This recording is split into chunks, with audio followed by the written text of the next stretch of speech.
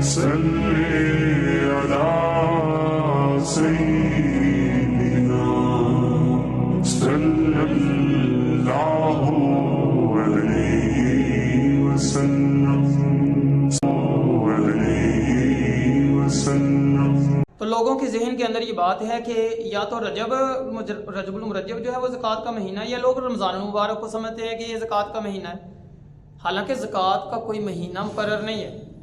ज़कात तो वाजिब होती है कि कोई बंदा साहब निसाब हो गया है, यानी चार चीज़ें सोना चांदी करेंसी माल तिजारत, ये चारों चीज़ें मिलकर अगर 52.5 तोले चांदी के बराबर पहुंच रही हैं, जो आजकल तकरीबन 1,60,70,000 के करीब बनता है, तो यानी अगर किसी के पास सोना 1 तोला भी है, कुछ पैसे हैं और वो 1,60,70,000 के करीब है, या कोई तिजारत है या कोई दुकानदारी है, तो वो साहब निसाब हो गया उस दिन, जिस दिन वो 52.5 तोले चांदी की मालियत के बराबर रकम का, तिजारत का, सोने का, करेंसी का मालिक हो गया है।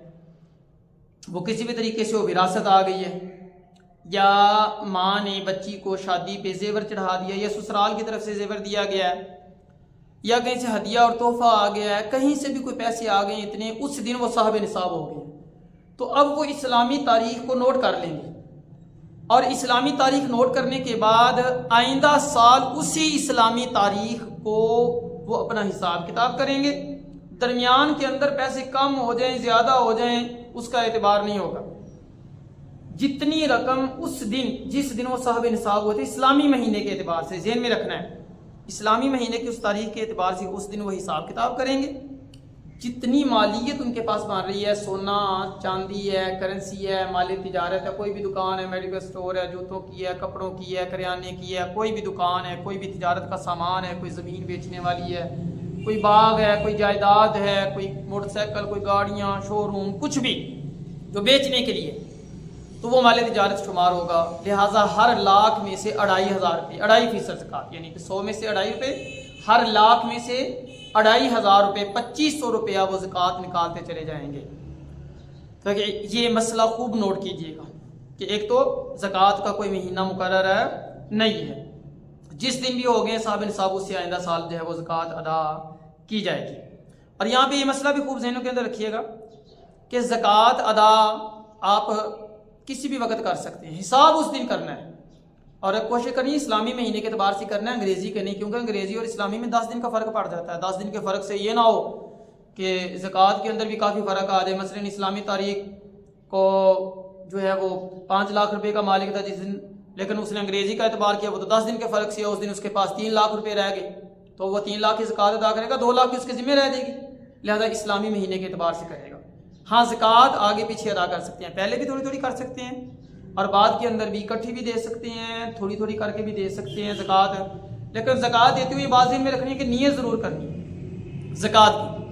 आप चाहे ज़ाहरी तौर पे कुछ भी कह दें, भाई ये ईदी रख लो, ये कर्जा रख लो, ये तुम्हारे हैं, ये मैं तुम्हें दे रहा हूँ, लेकिन नीयत जो है वो ज़कात की हो कि मैंने वापस नहीं लेने, अब मैं ज़कात के पैसे दे रहा हूँ इसको। बाद में जो है बंदा जो है वो बेशक मसला कहा कि चलो वैसे ही रख लो, ऐसे जैसे कर्जा नहीं होता है ऐसे रख लो, लेकिन ज़हन में कि यार मैं इसको ज़कात दे रहा हूँ, मैंने वापस नहीं लेनी। 4 दिन के बाद उसे क्या दे कि क्या है भाई, नहीं बस वो तुम्हारी है, और बाकी कोई भी नियत कर ले, ईदी है, हदिया है, तोहफा है, ये तुम रख लो, ये तुम्हारे हैं। ज़कात की नियत जो है वो होगी, लिहाजा ज़कात जो है वो अदा होगी। ज़कात के लिए ज़रूरी है कि उसूल व फ़ुरू ना, उसूल है ऊपर के रिश्ते, माँ बाप हैं या ऊपर दादा दादी नाना नानी, ऊपर के रिश्ते, और फ़ुरू से मुराद नीचे के बेटा बेटी, आगे पोता पोती, दोता दोती वगैरह, इनको ज़कात देना जो है वो जायज़ नहीं है, इनको ज़कात नहीं दी जाएगी, अदा नहीं होगी।